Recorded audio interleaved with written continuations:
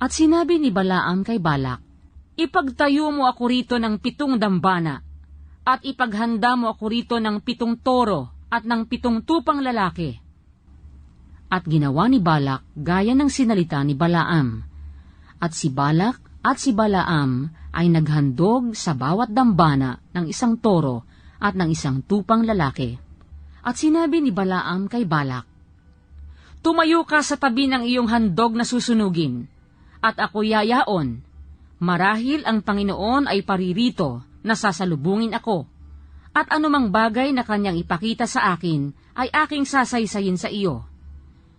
At siya'y naparoon sa isang dakong mataas na walang tanim. At sinalubong ng Diyos si Balaam, at sinabi niya sa kanya, "Aking inihanda ang 7 dambana, at aking inihandog ang 1 toro, at ang 1 tupang lalaki sa bawat dambana." At nilagyan ng Panginoon ng salita ang bibig ni Balaam, at sinabi, "Bumalik ka kay Balak, at ganito ang iyong sasalitain." At siya'y bumalik sa kanya, at narito, siya'y nakatayo sa tabi ng kanyang handog na susunugin, siya at ang lahat ng mga prinsipe sa Moab. At kanyang ibinadya ang kanyang talinhaga at sinabi, "Mula sa Aram ay dinala ako rito ni Balak, niyang hari sa Moab, na mula sa mga bundok ng silanganan. Parito ka, sumpain mo sa akin ang Jacob, at parito ka, laitin mo ang Israel. Paanong aking susumpain ang hindi sinumpa ng Diyos? At paanong aking lalaitin ang hindi nilait ng Panginoon? Sapagkat mula sa taluktok ng mga bato ay aking nakikita siya, at mula sa mga burol ay akin siyang natatanawan. Narito, siya ay isang bayang tatahang mag-isa at hindi ibinibilang sa gitna ng mga bansa. Sinong makabibilang ng alabok ng Jacob o ng bilang ng 4 na bahagi ng Israel? Mamatay nawa ako ng kamatayan ng matuwid, at ang aking wakas ay magiging gaya nawa ng kanya."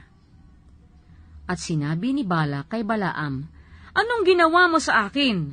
Ipinagsama kita upang sumpain mo ang aking mga kaaway, at narito, iyong pinagpala silang totoo." At siya'y sumagot at nagsabi, "Hindi ba nararapat na aking pag-ingatang salitain yaong isinasabibig ko ng Panginoon?" At sinabi sa kanya ni Balak, "Isinasamo ko sa iyo na sumama ka sa akin sa ibang dako, na iyong pagkakakitaan sa kanila. Ang iyo lamang makikita ay ang kahuli-hulihang bahagi nila, at hindi mo makikita silang lahat, at sumpain mo sila sa akin mula roon." At dinala niya siya sa parang ng Supim, sa taluktok ng Pisga, at nagtayo roon ng 7 dambana, at naghandog ng 1 toro, at ng 1 tupang lalaki sa bawat dambana. At kanyang sinabi kay Balak, "Tumayo ka rito sa tabi ng iyong handog na susunugin, samantalang aking sinasalubong ang Panginoon doon." At sinalubong ng Panginoon si Balaam, at pinapagsalita siya ng salita sa kanyang bibig. At sinabi, "Bumalik ka kay Balak, at ganito ang iyong sasalitain." At siya'y naparoon sa kanya, at narito, siya'y nakatayo sa tabi ng kanyang handog na susunugin, at ang mga prinsipe sa Moab na kasama niya. At sinabi sa kanya ni Balak, "Anong sinalita ng Panginoon?" At kanyang ibinadya ang kanyang talinhaga at sinabi, "Tumindig ka, Balak, at iyong dinggin. Makinig ka sa akin, ikaw na anak ni Sipor. Ang Diyos ay hindi tao na magsisinungaling, ni anak ng tao na magsisisi. Sinabi ba niya at hindi niya gagawin? O sinalita ba niya at hindi niya isasagawa? Narito, ako'y tumanggap ng utos na magpala, at kanyang pinagpala, at hindi ko na mababago. Wala siyang nakitang kasamaan sa Jacob, ni wala siyang nakitang kasamaan sa Israel. Ang Panginoon niyang Diyos ay sumasa kanya, at ang sigaw ng hari ay nasa gitna nila. Diyos ang naglalabas sa kanila sa Ehipto. Siya'y may lakas na gaya ng mabangis na toro. tunay na walang engkanto laban sa Jacob, ni panghuhula laban sa Israel.